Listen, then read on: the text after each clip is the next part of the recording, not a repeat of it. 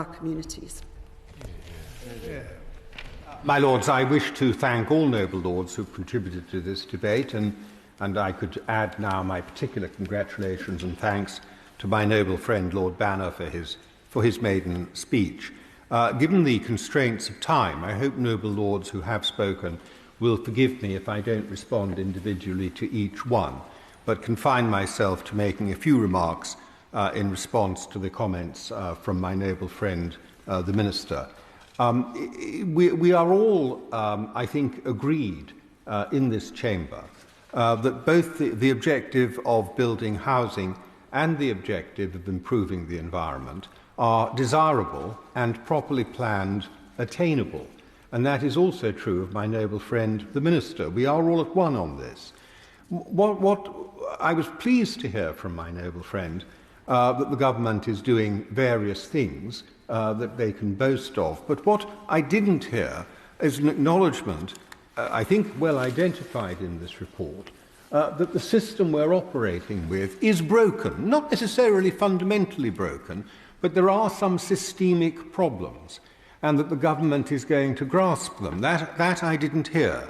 What I did hear was that the government is spending money, maybe for a highly desirable objective, of trying to work around the nutrient neutrality bans on housing, but not what the government is doing about addressing the overwhelmingly predominant cause of the pollution in our rivers, which is, of course, farming practice and the discharge of sewage and other pollutants.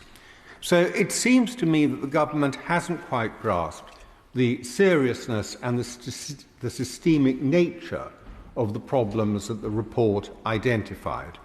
I'm very gratified on behalf of the committee that the report itself has attracted so many compliments from noble lords who've spoken.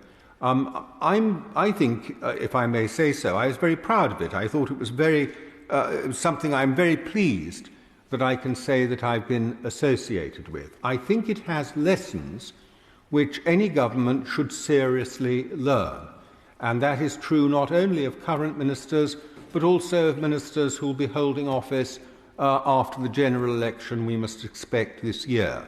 These problems are not going away.